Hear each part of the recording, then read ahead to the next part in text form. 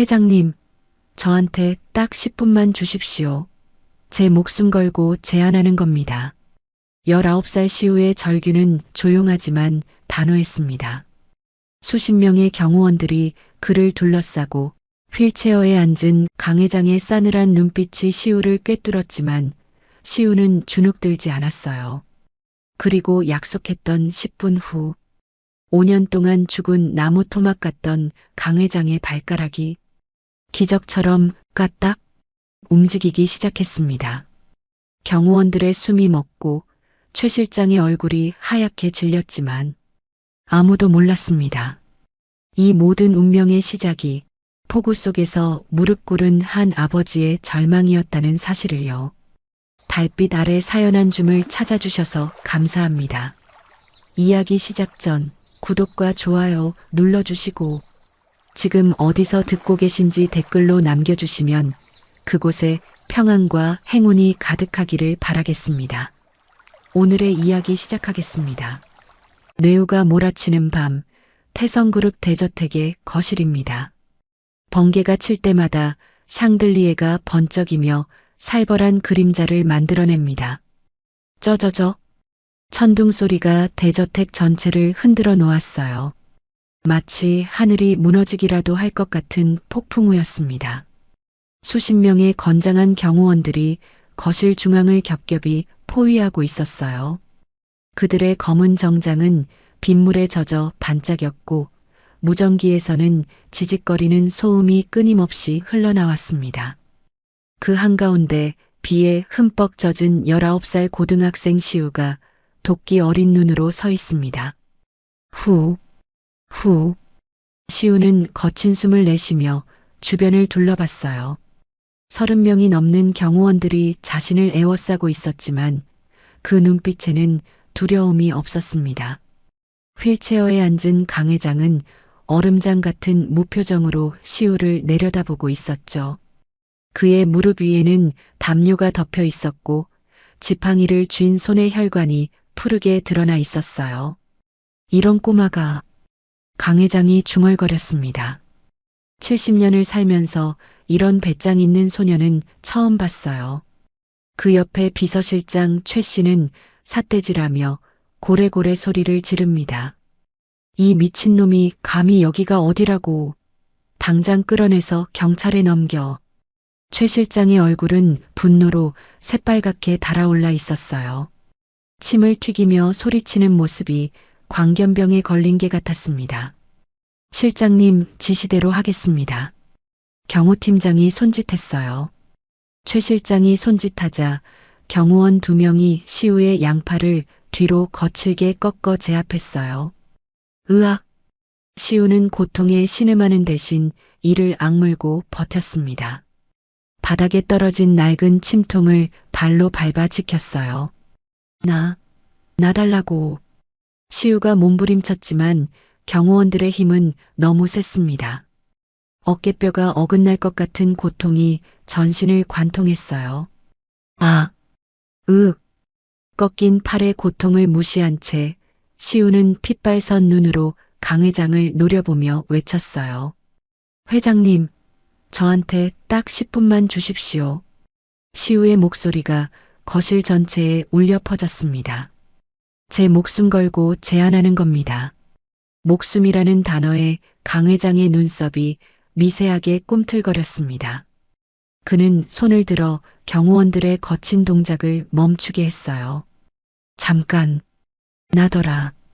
강 회장의 쉰 목소리에 경호원들이 움직임을 멈췄어요. 거실에는 빗소리와 천둥 소리만 들렸습니다. 목숨을 건다고? 강 회장이 휠체어를 앞으로 굴려가며 시우에게 가까이 다가왔어요. 내 놈이 내 다리를 고친다고? 천하의 명의들도 다 실패한 걸 고작 고등학생이? 강 회장의 목소리에는 비웃음이 섞여 있었습니다. 하지만 그 눈빛 깊은 곳에는 희미한 기대감도 숨어 있었어요. 시우는 젖은 머리카락 사이로 강렬한 눈빛을 쏘아내며 대답했어요. 명의들은 회장님 다리만 봤지만.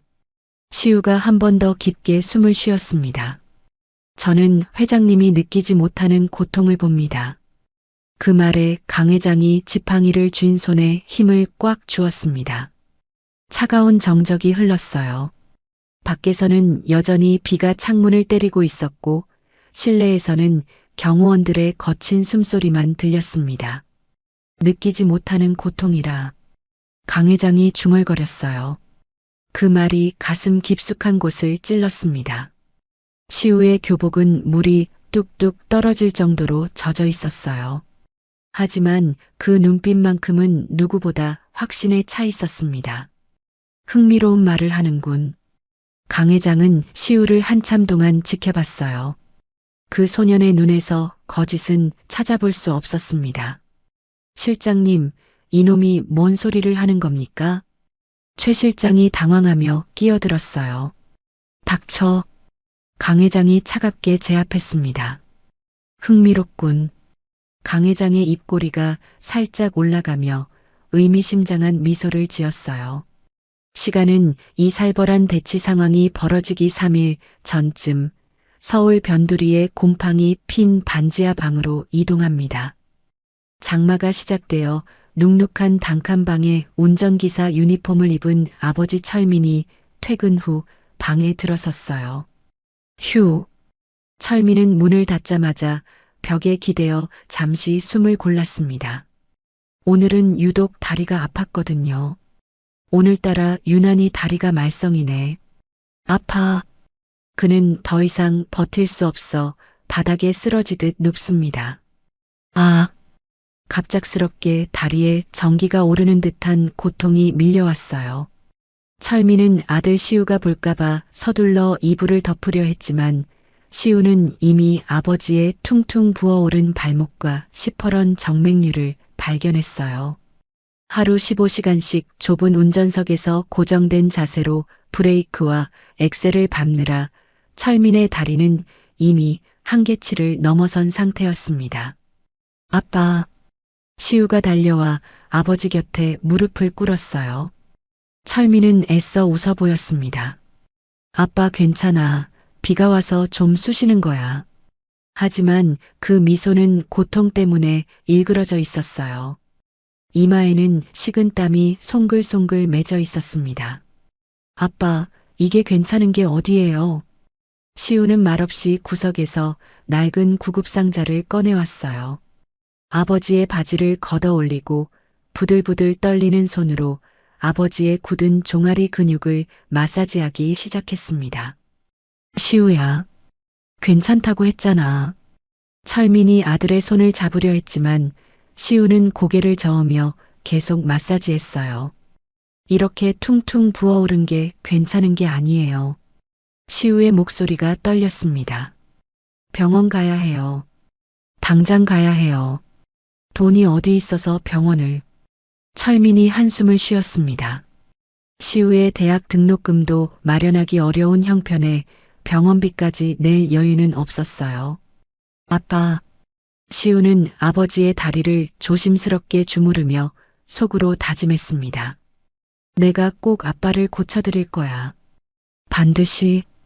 그때 시우의 머릿속에 돌아가신 할머니의 목소리가 스쳤어요. 시우야, 침은 단순히 아픈 곳을 찌르는 게 아니란다. 그 사람의 마음과 기운을 읽어야 해. 할머니. 시우는 책상 서랍 깊숙한 곳에서 보자기에 쌓인 낡은 노트와 침통을 꺼냈습니다. 할머니가 생전에 남긴 동의보감 필사본과 함께 시우가 아버지의 병을 고치기 위해 밤새 독학으로 채워 넣은 현대의학 지식이 깨알같이 적혀 있었어요. 시우야, 이게 뭐야? 철민이 아들이 꺼낸 침통을 보고 깜짝 놀랐습니다. 할머니 유품이에요. 시우가 조심스럽게 대답했어요. 그리고 제가 공부한 거예요. 시우는 노트를 펼쳐 보였어요. 복잡한 신경 해부도와 혈자리 그림이 빼곡히 그려져 있었습니다. 시우야, 이런 걸 언제? 철민이 놀란 눈으로 노트를 들여다봤어요. 한 페이지 한 페이지가 모두 아들의 정성으로 가득했습니다. 매일 밤이요. 시우의 눈에 눈물이 글썽였습니다. 아빠가 아픈 걸 보고 있을 수만은 없잖아요. 철민은 그런 아들이 기특하면서도 안타까워 가슴이 먹먹했어요. 고마워, 시우야.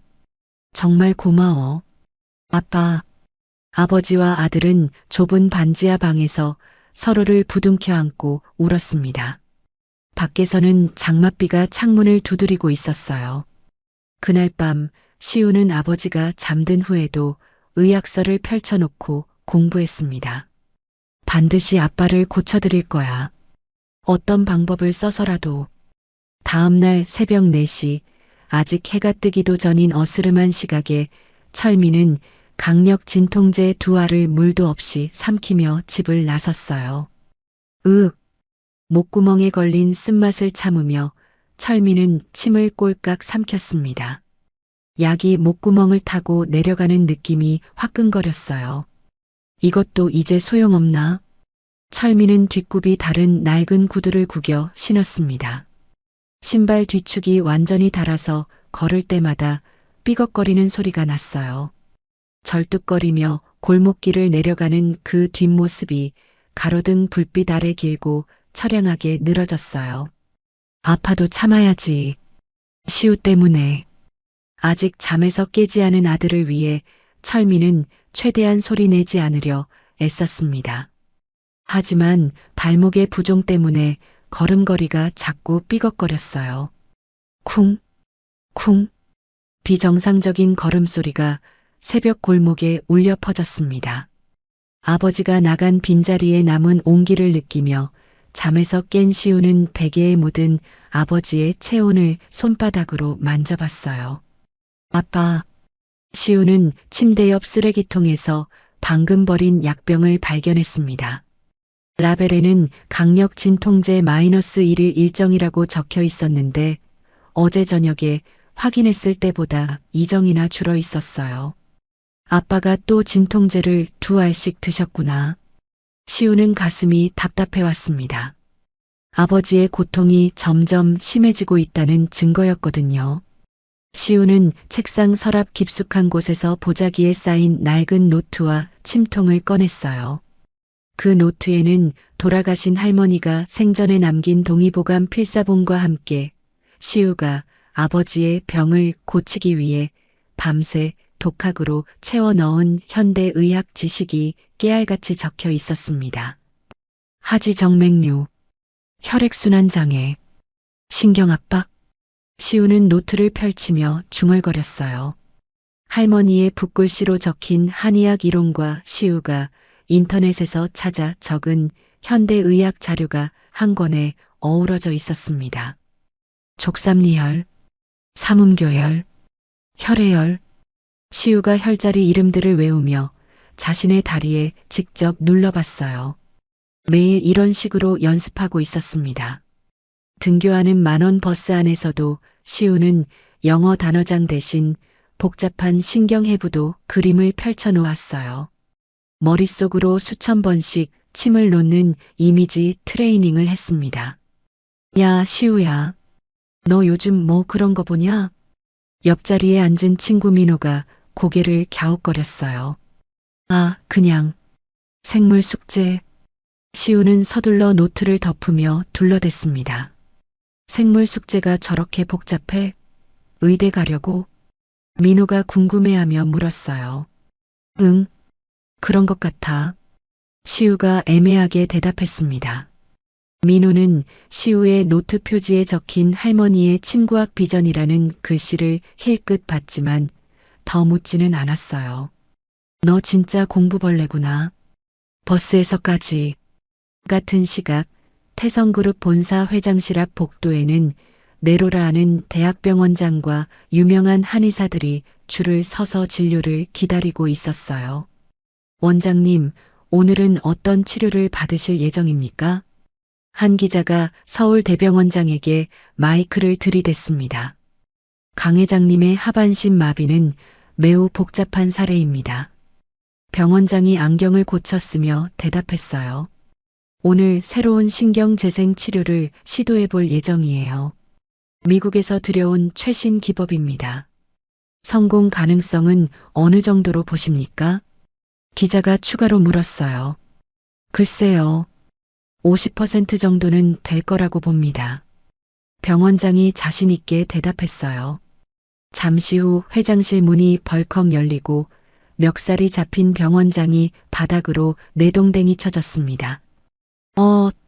복도 바닥에 나뒹굴며 병원장은 안경이 깨져 눈가에서 피가 흘렀어요. 기자들이 깜짝 놀라 뒤로 물러섰습니다. 강 회장의 고함 소리가 복도를 울렸습니다. 돌팔이 놈들, 내 다리가 썩어가는데 진통제 타령만 해. 50%라고? 50%. 그런 말 5년째 듣고 있다. 회장님, 진정하십시오. 신경재생은 시간이. 병원장이 바닥에서 일어나며 변명했지만 강 회장은 들으려 하지 않았어요. 시간? 벌써 5년이다. 5년. 강 회장의 목소리가 점점 커졌습니다. 너희들은 내 돈만 축내고 있잖아. 쾅! 쾅! 회장실 안에서 물건 깨지는 소리가 요란하게 들렸습니다. 문 밖에서 대기하던 철민은 굴러떨어진 병원장을 부축했어요. 괜찮으십니까? 철민이 정중하게 물었습니다. 고맙네, 기사님. 병원장이 깨진 안경을 주워들며 한숨을 쉬었어요. 5년째 이런 식이야. 어떤 치료를 해도 효과가 없어? 그때 회장실에서 뒤따라 나온 최 실장과 철민의 눈이 마주쳤어요. 이봐, 이 기사. 최 실장은 철민의 정강이를 구둣발로 툭툭 찼습니다. 철민이 다리 아픈 소리를 낼 뻔했지만 꾹 참았어요. 맞지? 오늘 회장님 심기 불편하니까 운전 똑바로 해. 최 실장이 비열하게 웃으며 협박했어요. 덜컹거리면 그날로 해고야. 알겠어? 네, 실장님. 명심하겠습니다. 철민은 아픈 다리를 숨기기 위해 억지로 허리를 꼿꼿이 세운 채 대답했습니다. 목숨 걸고 모시겠습니다. 쳇, 냄새나게. 차에 방향제 좀 더 뿌려. 최 실장이 코를 찌푸리며 쏘아붙였어요. 그리고 오늘 양복도 좀 제대로 입고 와. 회장님 기분 나쁘게 하지 말고. 네, 알겠습니다. 최 실장이 사라지자 철민은 혼자 복도에 남아 주먹을 꽉 쥐었습니다. 다리의 고통보다 더 아픈 건 자존심이 짓밟히는 굴욕이었어요. 시우야, 아빠가 미안해. 점심시간 시우는 학교 급식실에서 친구들이 대학 진로 이야기를 할 때 멍하니 창밖을 보며 아버지의 부은 다리를 떠올렸어요. 시우야, 너는 어느 대학 갈 거야? 친구 준호가 물었어요. 의대 간다며? 성적 되잖아. 민호가 끼어들었습니다. 의대는 등록금이. 시우가 말을 흐렸어요. 친구들이 물었지만 시우는 대답하지 못했습니다. 등록금이 걱정되어 선뜻 대답할 수가 없었어요. 이시우. 담임 선생님이 시우를 불렀어요. 급식실에서 나온 시우는 선생님을 따라 상담실로 향했습니다. 이번 모의고사 성적이면 의대도 충분한데 등록금이 문제구나. 담임 선생님이 안타까워하며 말했어요. 가정 형편이 어려워도 방법은 있어. 국가장학금도 있고. 선생님, 장학금 받을 수 있습니다. 시우가 주먹을 꽉 쥐며 대답했습니다. 저 꼭 의사 돼야 해요. 왜 그렇게 간절하냐? 선생님이 궁금해하며 물었어요. 아빠 다리 고쳐드려야 하거든요. 시우의 목소리가 떨렸어요. 시우야, 효자구나. 선생님이 시우의 어깨를 토닥여줬어요. 하지만 현실의 벽은 높기만 했습니다. 그런데 의대는 6년이야. 긴 시간이지. 괜찮습니다. 기다릴 수 있어요. 하교 후 시우는 아버지 회사 근처 편의점 파라솔 밑에서 컵라면으로 저녁을 때우며 아버지가 운전하는 최고급 세단이 회사 정문을 빠져나가는 모습을 물끄러미 지켜봤어요. 검은색 벤츠가 천천히 지나가는 뒷좌석에서 강 회장의 실루엣이 보였습니다. 그리고 운전석의 아버지 철민이 고개를 숙인 채 핸들을 잡고 있는 모습도요.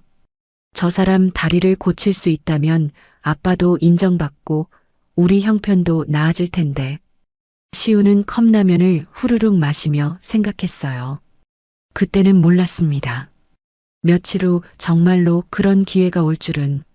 아빠, 힘내세요. 제가 꼭 도와드릴게요. 며칠 뒤 서울 전역에 호우주의보가 발령되고 하늘이 뚫린 듯 장대비가 쏟아지는 오후였어요. 싸. 빗소리가 도시 전체를 뒤덮었습니다. 하수구에서는 물이 역류하고 도로 곳곳에 물웅덩이가 생겨났어요. 강 회장은 중요한 해외 투자 미팅 때문에 이동 중이었습니다. 뒷좌석에서 다리의 신경통 때문에 식은땀을 흘리며 신경이 날카로워져 있었어요. 으아. 강 회장이 허벅지를 움켜쥐며 신음했습니다. 감각이 없는 다리인데도 이상하게 깊숙한 곳에서 쑤시는 듯한 아픔이 올라왔어요. 회장님, 괜찮으십니까? 최 실장이 걱정스러운 척하며 물었어요. 닥쳐. 강 회장의 차가운 대답에 최 실장은 입을 다물었습니다. 최 실장은 옆에서 눈치를 보며 아부했습니다. 회장님, 이 계약만 성사되면 주가가 폭등할 겁니다. 강 회장이 고통스러운 표정으로 창밖을 바라봤어요. 미국 쪽에서도 큰 관심을 보이고 있고요. 투자금도 예상보다 훨씬. 시끄럽다. 강 회장은 듣는 둥마는 둥 창밖만 응시했어요. 빗물이 차창을 타고 흘러내리며 바깥 풍경을 흐릿하게 만들었습니다. 이 비 좀 보세요. 장마가 이렇게 심한 건 오랜만이네요. 최 실장이 어색한 침묵을 깨려고 말했지만 강 회장은 반응이 없었어요. 운전석의 철민은 백미러로 회장의 표정을 살폈어요. 오늘따라 회장의 기분이 특히 나빠 보여서 더욱 조심스럽게 운전하고 있었습니다. 조심해서 가야겠군. 철민이 속으로 중얼거렸어요. 빗길에서는 더욱 신중해야 했습니다. 그때 빗길을 달리던 앞 화물차에서 갑자기 적재물이 쏟아졌어요. 철민이 깜짝 놀라며 소리쳤습니다. 철물들이 도로 위에 우당탕 쏟아지며 굴러다녔어요. 자칫하면 대형 사고가 날 뻔한 상황이었습니다. 철민은 본능적인 반사신경으로 핸들을 급하게 꺾어 충돌을 피했습니다. 수십 년 운전 경력의 베테랑다운 민첩한 대처였어요. 하지만 급격한 차선 변경으로 차체가 크게 요동쳤습니다. 컵홀더에 있던 김이 펄펄 나는 뜨거운 아메리카노가 솟구쳐 강 회장의 허벅지 위로 쏟아졌어요. 최 실장이 소리쳤지만 이미 늦었습니다. 뜨거운 커피가 강 회장의 바지를 적시며 흘러내렸어요. 강 회장의 바지 위로 하얀 김이 피어오르고 살이 벌겋게 익어가고 있었어요. 하지만 강 회장은 비명을 지르기는커녕 아무런 감각도 느끼지 못한 채 자신의 다리를 멍하니 내려다봤습니다. 회장님, 괜찮으십니까? 최 실장이 황급히 손수건을 꺼내 닦아내려 했지만 강 회장은 그 손을 뿌리쳤어요. 손대지 마. 강 회장의 목소리에는 절망이 섞여 있었어요. 자신의 살이 타는데도 고통조차 느끼지 못한다는 비참한 현실에 강 회장은 수치심으로 폭발했습니다. 5년째 이런 식이야. 강 회장이 중얼거렸어요. 이 미친 영감탱이가. 강 회장이 지팡이로 운전석 시트를 미친 듯이 내려쳤어요. 쾅! 차를 세워. 당장. 최 실장은 이 기회를 놓치지 않고 소리쳤습니다. 이 미친 영감탱이가 감히 회장님께 이런 사고를. 차를 세운 최 실장은 뒷문을 열고 빗속으로 뛰쳐나갔어요. 거센 비바람이 차 안으로 몰아쳤습니다. 최 실장이 운전석 문을 벌컥 열었어요. 너 죽고 싶어 환장했구나. 실장님, 정말 죄송합니다. 철민이 황급히 사과했지만 소용없었어요. 최 실장은 철민의 멱살을 잡고 빗속으로 끌어내려 아스팔트 바닥에 내동댕이 쳤습니다. 으윽! 철민이 흙탕물이 튀는 갓길 바닥에 넘어지며 무릎을 찧었어요. 정장이 진흙으로 더럽혀졌습니다. 그래도 철민은 서둘러 일어나 손이 발이 되도록 빌었습니다. 실장님, 죽을 죄를 지었습니다. 철민이 무릎을 꿇고 빌었어요.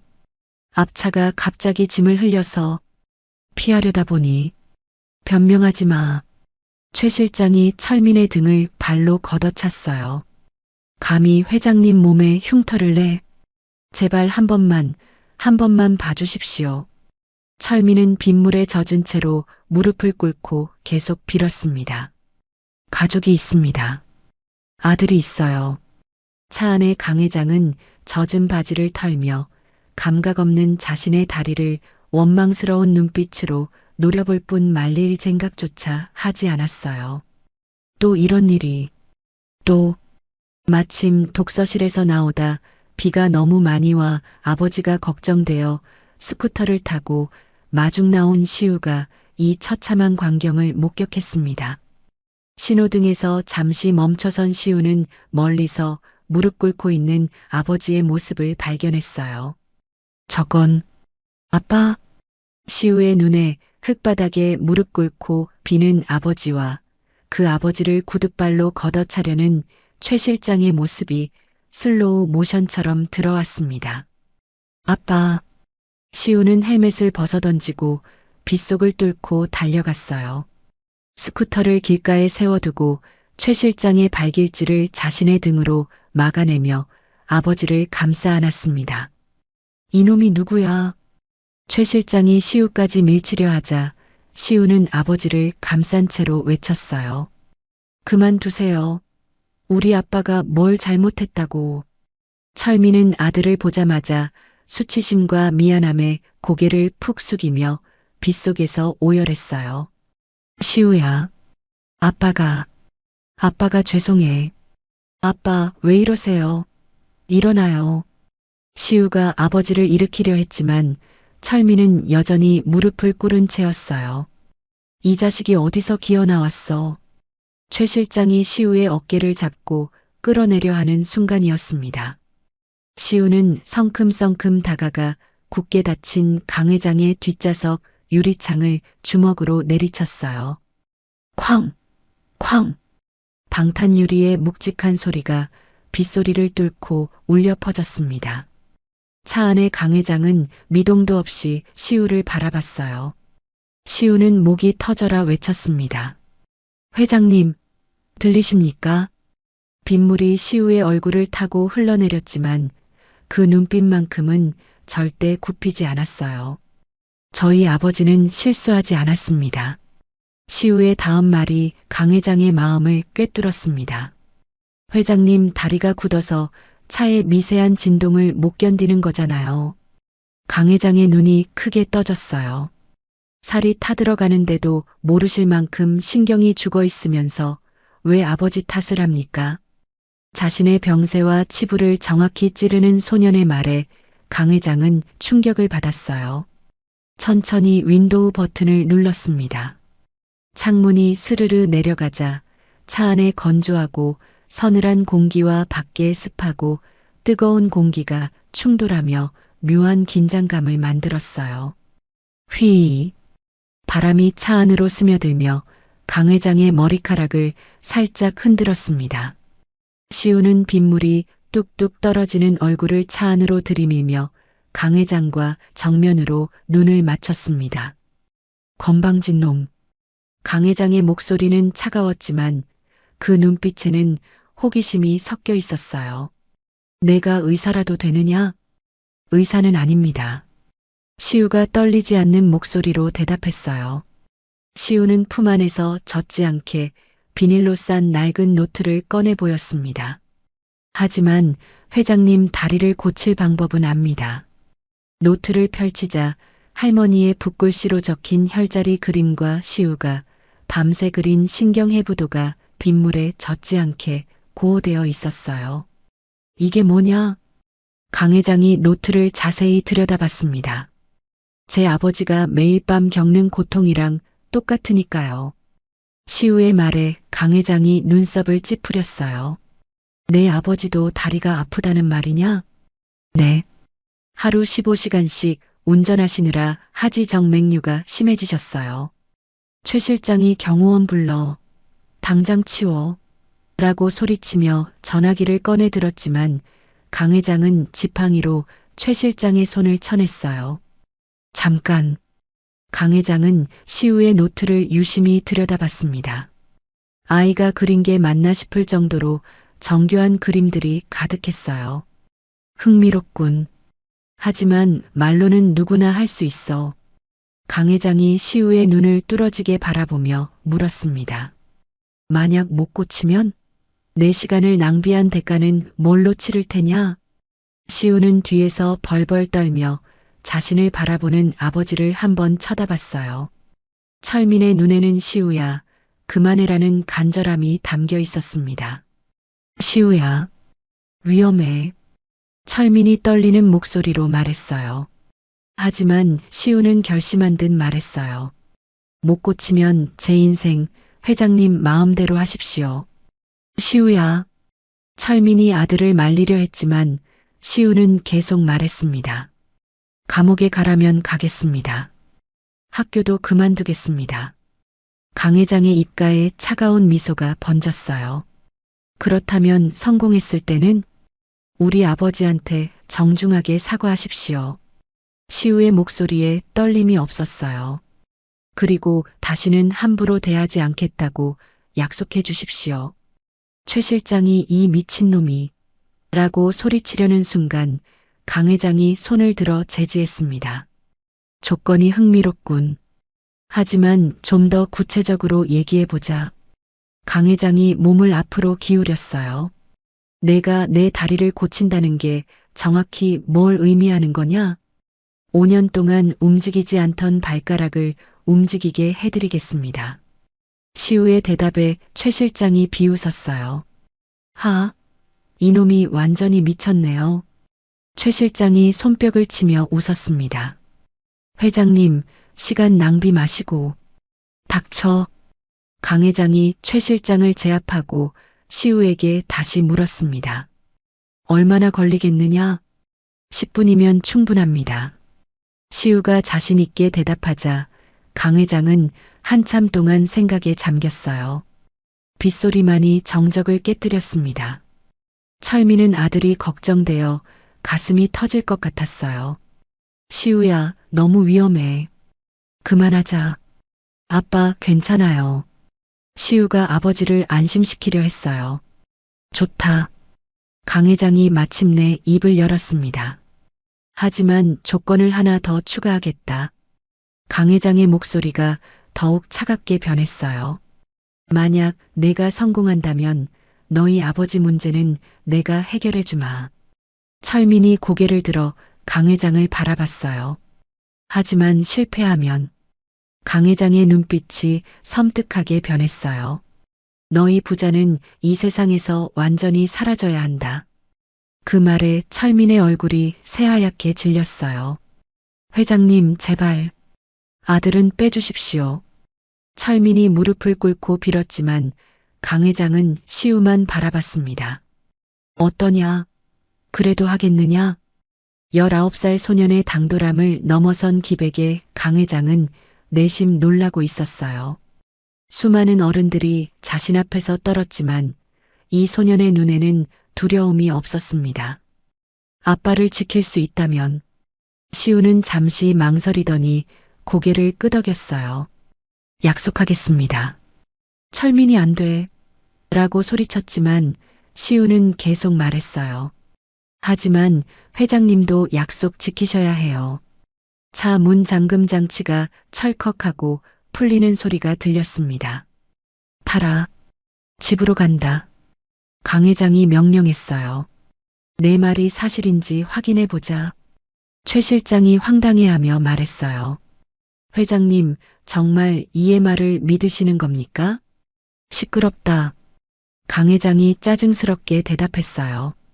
5년 동안 명이라는 놈들이 다 실패했는데 이것보다 더 나쁠 게 뭐가 있어.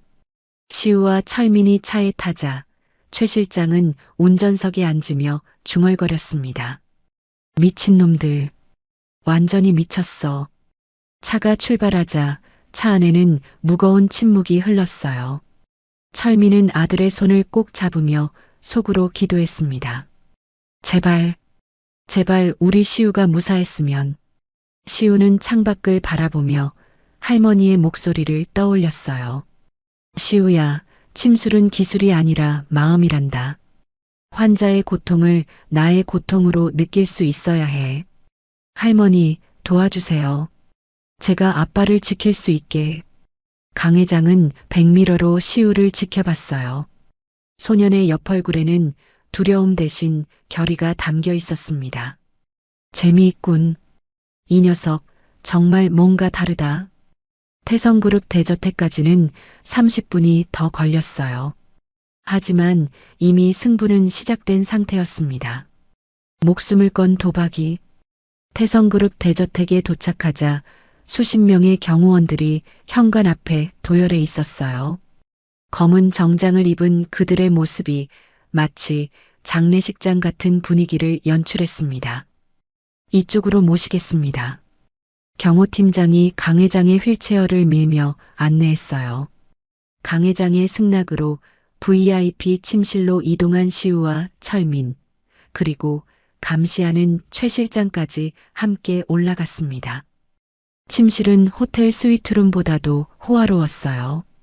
킹사이즈 침대와 최고급 가구들이 배치되어 있었지만 분위기는 차갑기만 했습니다. 여기에 누워. 강 회장이 침대를 가리키자 경호원들이 강 회장을 조심스럽게 침대로 옮겼어요. 천천히, 조심스럽게. 경호원들이 강 회장을 부축하며 침대에 눕혔습니다. 침대에 누운 강 회장의 다리는 앙상하게 말라 근육이라곤 찾아볼 수 없었어요. 화상 입은 허벅지 부위조차 창백하게 죽어 있었습니다. 바지를 걷어 올리자 강 회장이 신음했어요. 다리에는 감각이 없지만 그 모습을 보는 것 자체가 고통스러웠거든요. 5년째 이런 모습이. 강 회장이 자조적으로 웃었어요. 시우는 할머니의 유품인 침통을 열어 가느다란 은침들을 꺼냈어요. 침통 안에는 크기가 다른 침들이 가지런히 정리되어 있었습니다. 할머니. 시우가 침통을 바라보며 중얼거렸어요. 할머니, 저 도와주세요. 시우는 알코올 솜으로 자신의 손가락과 침을 신중하게 소독했어요. 손이 조금도 떨리지 않았습니다. 최 실장은 팔짱을 낀 채 옆에서 지켜봤어요. 쉬하고 있네. 10분 땡 하면 바로 경찰서로 보낼 거니까 각오해. 최 실장이 초시계를 켜며 비웃었습니다. 시작. 강 회장이 차가운 목소리로 말했어요. 시우는 눈을 감고 심호흡을 했어요. 매일 밤 아버지의 다리를 주무르며 손끝으로 익혔던 미세한 감각을 되살렸습니다. 할머니가 말씀하셨지. 환자의 기운을 느끼라고. 시우의 손끝이 강 회장의 무릎 아래 족삼리 혈점을 찾아 천천히 눌렀어요. 마비된 신경이 지나가는 깊은 곳을 정확하게 찾아냈습니다. 여기구나. 강 회장은 아무런 감각도 느끼지 못했지만 시우의 이마에는 굵은 땀방울이 맺히기 시작했어요. 이상하다. 시우가 중얼거렸습니다. 뭐가 이상해? 강 회장이 물었어요. 회장님 다리에서 뭔가 막혀있는 느낌이 들어요. 시우는 손끝으로 강 회장의 다리를 더 자세히 탐색했습니다. 신경은 살아있는데 무언가가 신호를 차단하고 있는 것 같아요. 최 실장의 얼굴이 순간 굳었어요. 뭔 소리야? 그냥 마비된 거지. 아니에요. 시우가 첫 번째 장침을 신경다발 근처에 깊숙이 꽂아 넣었어요. 너무 깊잖아. 최 실장이 소리쳤지만 시우는 들리지 않는 듯 집중했습니다. 침을 살살 돌리며 자극을 주자 시우의 손끝에 아주 미세한 전기 신호 같은 진동이 느껴졌어요. 이거다. 두 번째 침을 다른 혈자리에 놓자 강 회장의 눈썹이 미세하게 떨렸습니다. 강 회장이 놀란 표정을 지었어요. 뭔가 느껴져. 철민이 가슴을 졸이며 아들을 지켜봤어요. 시우의 등에는 땀이 송송 맺혀 있었습니다. 시우야, 조심해. 세 번째 침이 들어가자 강 회장의 허벅지 근육이 작게 경련했어요. 강 회장이 신음을 내뱉었습니다. 5년 만에 처음으로 다리에서 뭔가를 느낀 거였어요. 이건 뭐야? 강 회장이 믿을 수 없다는 표정을 지었어요. 시간 다 됐다. 9분이 지나자 최 실장이 초시계를 보며 외쳤어요. 이 사기꾼 놈들 끌어내. 경호원들이 시우의 어깨를 잡으려는 순간 강 회장의 입에서 하는 억눌린 신음소리가 새어나왔습니다. 모두의 동작이 멈췄어요. 시선이 침대에 고정되었습니다. 그 순간 죽은 나무 토막 같았던 강 회장의 오른쪽 엄지발가락이 기적처럼 까딱하고 움직였어요. 최 실장이 입을 벌린 채 멍하니 바라봤습니다. 한 번 더, 이번에는 발목이 미세하게 돌아갔어요. 5년 만에 처음으로 신경이 연결된 것입니다. 잠깐, 이건 진짜야. 강 회장은 믿을 수 없다는 표정으로 자신의 발을 내려다봤어요. 떨리는 손으로 허벅지를 감싸 쥐었습니다. 뜨거워. 다리에 피가 도는 게 느껴져. 강 회장의 목소리가 떨렸어요. 따뜻해. 정말 따뜻해. 5년 만에 처음으로 눈물이 강 회장의 뺨을 타고 흘러내렸습니다. 70살 노인이 5년 만에 처음으로 흘리는 기쁨의 눈물이었어요. 최 실장은 사색이 되어 뒷걸음질 쳤어요. 말도 안 돼. 이건 그냥 근육 경련이야. 최 실장이 현실을 부정하며 소리쳤지만 강 회장의 발가락은 계속 움직이고 있었습니다. 우연이라고. 그냥 우연이야. 시우는 안도의 한숨을 내쉬며 이마에 땀을 닦았어요. 회장님, 성공했습니다. 철민은 아들이 자랑스러워 눈물을 펑펑 흘렸어요. 시우야, 정말 고마워. 우리 아들이. 강 회장은 자신의 발을 계속 만져보며 말했어요. 정말 놀랍다. 어떻게 이런 일이. 할머니가 가르쳐 주셨어요. 시우가 침통을 정리하며 대답했습니다. 마음으로 환자의 고통을 느끼라고 하셨거든요. 강 회장이 시우를 바라보는 눈빛이 완전히 달라졌어요. 더 이상 의심이나 경계가 아닌 깊은 감사의 마음이었습니다. 너 정말 신의 손이구나. 시우는 안도의 한숨을 내쉬며 이마에 땀을 닦았지만 분위기는 묘하게 돌아가고 있었어요. 최 실장은 자신의 실수가 드러날까 두려워 오히려 더 크게 소리쳤습니다. 이거 마약 성분 쓴 거 아닙니까? 최 실장의 목소리에 패닉이 섞여 있었어요. 회장님, 저놈이 무슨 짓을 했는지 모릅니다. 뭐라고? 강 회장이 눈썹을 찌푸렸어요. 일시적인 근육 자극제 같은 걸 썼을 수도 있잖아요. 최 실장이 필사적으로 변명했습니다. 아직 확실한 게 아닙니다. 이런 마술 같은 일이 어떻게. 최 실장의 필사적인 변명에 강 회장조차 혼란스러운 표정을 지었어요. 정말 그럴 수도 있다는 생각이 들기 시작했습니다. 그럴 리가. 하지만 그때 시우가 침착하게 침대 옆 협탁에 놓인 약병을 집어들었어요. 화려한 금색 라벨이 붙은 수입산 영양제 병이었는데 뒷면 성분표에는 복잡한 영문 화학명이 깨알같이 적혀 있었어요. 이게 뭡니까? 시우가 약병을 흔들어 보이자 최 실장의 얼굴이 순간 굳었어요. 그게 뭐? 그냥 미국에서 온 최고급 비타민이야. 최 실장이 당황하며 대꾸했습니다. 회장님 건강을 위해 특별히 구한 거라고요. 시우는 자신의 낡은 노트를 펼쳐 붉은색 펜으로 해골 표시가 된 페이지를 강 회장에게 보여줬어요. 실장님, 이 약 성분이 메토카르바몰 계열인 거 알고 계셨나요? 시우가 차갑게 물었습니다. 최 실장이 움찔했어요. 그게 뭔데? 제가 아빠 다리 고치려고 밤새 공부하면서 외운 성분입니다. 시우는 노트의 한 페이지를 가리켰어요. 이건 진통 효과는 있지만 장기 복용하면 말초 신경을 끊어놓는 부작용이 있습니다. 강 회장의 얼굴이 서서히 굳어갔어요. 말초 신경을 끊어놓는다고? 할머니 노트에도 독약과 다름없으니 절대 사용 금지라고 적혀 있어요. 시우가 할머니의 붓글씨로 적힌 부분을 보여주자 강 회장이 약병을 빼앗아 들었습니다. 메토카르바몰. 강 회장이 성분표를 읽어 내려가다가 그 이름을 발견했어요. 있다. 정말 있어. 강 회장의 목소리가 떨렸습니다.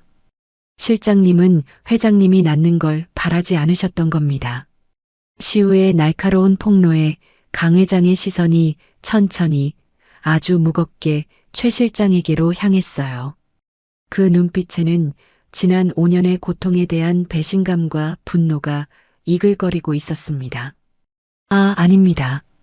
최 실장이 횡설수설 변명을 늘어놓기 시작했어요. 저는 그냥 의사가 추천해줘서 정말 몰랐어요. 저는 몰랐습니다. 정말 몰랐다고요. 이 약 국내 반입 금지 품목이라 구하기도 힘듭니다. 시우가 한마디 더 쐐기를 박았어요. 몰랐을 리가 없죠. 최 실장의 얼굴이 새하얗게 질렸어요.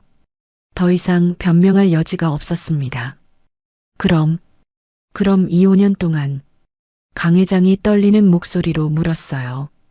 내가 걷지 못한 게 내 짓이었다는 말이냐? 아닙니다. 회장님. 최 실장이 절규했지만 강 회장의 분노는 폭발 직전이었어요. 궁지에 몰린 최 실장은 본색을 드러내며 책상 위에 무거운 크리스털 재떨이를 집어들었어요. 이 건방진 쥐새끼가. 최 실장이 시우를 향해 재떨이를 휘두르는 순간이었습니다. 구석에 서 있던 철민이 번개같이 몸을 날렸어요. 내 아들 건드리지 마. 철민은 최 실장의 허리를 감싸 안고 바닥으로 뒹굴며 온몸으로 아들을 보호했습니다. 으악! 최 실장과 철민이 바닥에서 뒹굴며 싸우기 시작했어요. 재떨이가 바닥에 떨어져 산산조각이 났습니다. 나라 이 거지 같은 놈아. 최 실장이 철민의 멱살을 잡고 주먹을 휘둘렀지만 철민은 꿋꿋이 아들을 지켰어요. 시우야, 뒤로 물러나. 철민이 피를 흘리며 소리쳤습니다. 엉겨붙어 싸우는 두 사람을 보며 강 회장은 분노에 찬 목소리로 경호원들에게 소리쳤어요. 저놈 당장 잡아. 경호원 3명이 달려들어 최 실장을 제압했습니다. 내 눈앞에서 치워버려. 회장님, 오해입니다. 제가 언제. 최 실장이 변명하려 했지만 이미 늦었어요. 나는 태성그룹 비서실장이라고. 최 실장이 발버둥 쳤지만 소용없었어요. 끌고 나가. 다시는 내 앞에 나타나지 못하게 해. 강 회장의 차가운 명령에 최 실장은 질질 끌려나갔습니다. 회장님, 살려주세요. 최 실장의 절규가 복도로 멀어져 갔어요. 방 안에는 거친 숨소리와 무거운 정적만이 감돌았습니다. 철민은 바닥에 쓰러져 코피를 흘리고 있었어요. 아빠. 시우가 아버지를 부축했습니다. 강 회장은 떨리는 손으로 침대 난간을 꽉 잡고 혼자 힘으로 일어서기를 시도했어요. 경호원들에 의해 최 실장이 질질 끌려나가고 방 안에는 거친 숨소리와 무거운 정적만이 감돌았어요. 강 회장은 떨리는 손으로 침대 난간을 꽉 잡고 혼자 힘으로 일어서기를 시도했습니다. 뼈만 남은 다리가 후들거려 금방이라도 쓰러질 것 같았어요. 으아. 5년 만에 처음으로 자신의 다리에 힘을 주려니 온몸에 식은 땀이 흘렸습니다. 회장님, 제가 도와드릴까요? 시우가 달려가 부축하려 했지만 강 회장은 손을 들어 제지했어요. 아니다. 내 힘으로 서야 해. 강 회장의 목소리는 떨렸지만 의지는 확고했습니다. 그래야 자네 아버지한테 떳떳할 수 있어. 회장님, 철민이 바닥에서 코피를 닦으며 일어났어요. 강 회장은 이를 악물고 땀을 비오듯 흘리며 침대 난간을 붙잡고 천천히 몸을 일으켰어요. 다리 근육이 5년간 쓰이지 않아 마치 갓 태어난 망아지처럼 떨렸습니다. 으윽. 일어나자. 하지만 포기하지 않았어요. 마침내 지팡이의 의지에 휠체어에서 엉덩이를 떼고 직립하는데 성공했습니다. 회장님, 철민이 바닥에서 일어나며 코피를 닦았어요. 강 회장이 서 있는 모습을 보고 감동으로 눈시울이 붉어졌습니다. 5년 만에 서 계시는. 강 회장은 한 걸음, 두 걸음 비틀거리지만 확실하게 발을 내디뎠어요. 그렇게 옷매무새를 고치고 있는 철민의 앞으로 다가갔습니다. 한 걸음, 두 걸음. 강 회장이 중얼거리며 걸었어요. 매 걸음마다 기적이었습니다.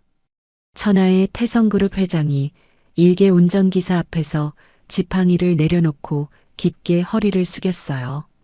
90도 정중한 인사였습니다. 이보게, 이 기사. 강 회장의 목소리에는 진심이 담겨 있었어요. 정말 미안하네. 내 눈이 멀어서 자네의 충심도, 자네 아들의 효심도 알아보지 못했어. 철민은 어쩔 줄 몰라 하며 바닥에 엎드렸어요. 회장님, 아닙니다. 제발 고개를 드십시오. 철민이 황급히 말했어요. 제가 무슨 자격으로. 아니야. 내가 잘못했어. 강 회장은 철민의 손을 잡아 일으켜 세웠습니다. 자네가 나를 살렸고 자네 아들이 우리 회사를 살렸네. 강 회장의 눈에도 눈물이 글썽였어요. 자네는 오늘부로 내 생명의 은인이야. 평생 남들에게 굽신거리기만 했던 아버지 철민은 처음으로 허리를 펴고 회장님의 눈을 똑바로 마주보며 뜨거운 눈물을 흘렸어요. 회장님, 감사합니다. 철민의 목소리가 떨렸습니다.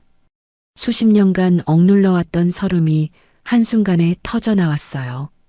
제가 처음으로 당당하게 서 있는 것 같습니다. 강 회장은 시우를 돌아보며 물었습니다. 자, 이제 약속을 지키마. 내 소원이 뭐냐? 강 회장의 목소리는 더 이상 차갑지 않았어요. 온화하고 따뜻했습니다. 뭐든 말해봐라. 돈? 집? 아니면 다른 거? 시우는 눈물이 그렁한 눈으로 아버지를 바라보다가 말했어요. 아버지가 더 이상 남들 앞에서 무릎 꿇지 않게 해주세요. 시우의 목소리도 떨렸습니다. 그리고 저 의사가 되어서 아픈 사람들 고치고 싶습니다. 강 회장은 호탕하게 웃으며 시우의 어깨를 감싸 안았어요. 그건 소원도 아니다. 당연히 해줘야 할 일이지. 강 회장은 즉시 침실 내선 전화를 들었습니다. 여보세요? 비서실장 대리지? 전화 너머로 놀란 목소리가 들렸어요. 네, 회장님. 무슨 일이십니까? 지금 당장 태성장학재단 이름으로 이시우 학생 의대 6년 전액 장학증서 준비해. 네. 갑자기요? 갑자기가 아니야. 당연한 거야. 그리고 강 회장이 철민을 바라보며 말했어요. 이철민 기사는 오늘부로 운송 담당 이사로 발령낸다. 네. 이사로요? 전화기 너머 목소리가 더욱 놀란 듯 했어요. 응. 월급은 지금의 10배로 올려줘. 전화기 넘어가 잠시 조용해졌어요. 회장님, 정말 괜찮으신 겁니까? 내가 언제보다 정신이 맑다. 빨리 준비해. 강 회장이 전화를 끊고 철민과 시우를 바라봤어요. 철민과 시우는 서로를 부둥켜 안고 엉엉 울었습니다. 그 울음소리에는 지난 세월의 서름과 기쁨이 모두 녹아있어 듣는 이의 가슴을 울렸어요. 시우야, 꿈인 것 같아. 철민이 아들을 안으며 중얼거렸습니다. 꿈 아니에요, 아빠. 우리가 해낸 거예요. 시우도 아버지를 꼭 안으며 대답했어요. 강 회장은 그 모습을 바라보며 미소를 지었습니다. 5년 만에 처음으로 짓는 진심 어린 미소였어요. 고마워, 시우야. 정말 고마워. 강 회장이 시우에게 말했습니다. 내가 내 다리만 고친 게 아니야. 내 마음도 고쳐줬어. 그날 밤 태성그룹 대저택에는 오랜만에 웃음소리가 울려 퍼졌습니다. 진정한 기적이 일어난 밤이었어요. 시간은 흘러 1년 뒤 벚꽃이 눈처럼 흩날리는 서울대학교 의과대학 캠퍼스 전경이 펼쳐졌어요. 휘, 따스한 봄바람이 캠퍼스 전체를 감쌌습니다. 벚꽃잎들이 하얀 눈처럼 하늘을 가득 메우며 내려왔어요. 정문 앞에 태성그룹의 최고급 세단이 부드럽게 미끄러져 들어와 멈췄습니다. 차체에는 태성그룹이라는 금색 엠블럼이 햇빛에 반짝였어요. 운전석 문이 열리고 내린 사람은 철민이었어요. 하지만 더 이상 낡은 유니폼이 아닌 고급스러운 맞춤 정장을 입고 머리도 단정하게 넘긴 이철민 이사의 모습이었습니다. 아, 상쾌한 공기네요. 철민이 깊게 숨을 들이마시며 말했어요. 1년 전과는 완전히 다른 당당한 모습이었습니다. 뒷좌석에서는 강 회장이 지팡이 없이 약간 절뚝거리는 정도의 걸음걸이로 차에서 내렸어요. 얼굴에는 혈색이 돌고 아주 건강해 보였습니다. 오늘 시우 만나는 날이지? 강 회장이 웃으며 물었어요. 네, 회장님. 중간고사 끝나는 날이거든요. 철민이 대답했습니다. 성적도 좋다던데? 역시 우리 시우야. 저 멀리서 하얀 가운을 입고 청진기를 목에 건 시우가 환하게 웃으며 그들에게 달려왔어요. 아버지, 회장님. 시우의 목소리에는 1년 전과는 다른 자신감이 넘쳤습니다. 시우야. 철민이 팔을 벌려 아들을 맞이했어요. 지나가던 학생들이 수군거렸어요. 와, 저분이 태성그룹 회장님이래.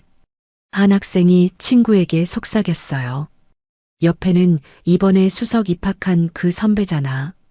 진짜 전설이다. 다른 학생이 감탄하며 말했습니다. 저 선배 이야기 들어봤어? 회장님 다리 고쳤다던데. 진짜? 대박이네.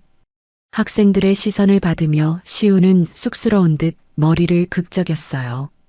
강 회장은 시우의 등을 두드리며 농담을 건넸습니다. 어이, 주치의 양반. 이번 해부학 시험은 A 받았나? A 회장님. B였어요. 시우가 쑥스러워하며 대답했어요. B+라니. 아직 부족하네. 강 회장이 웃으며 말했습니다. 내 다리 고친 실력이면 교수를 가르쳐도 될 텐데. 강 회장이 호탕하게 웃었습니다. 아직 멀었습니다. 더 열심히 해야죠. 시우는 겸손하게 말했지만 그 눈빛에는 꿈을 향한 확신이 가득했어요. 철민은 품 안에서 1년 전 비에 젖었던 그 낡은 의학 노트를 꺼내 만지작거렸습니다. 이제는 깨끗하게 재본되어 보물처럼 간직하고 있었어요. 시우야, 아빠는 지금도 가끔 꿈인 것 같아. 철민이 말했습니다.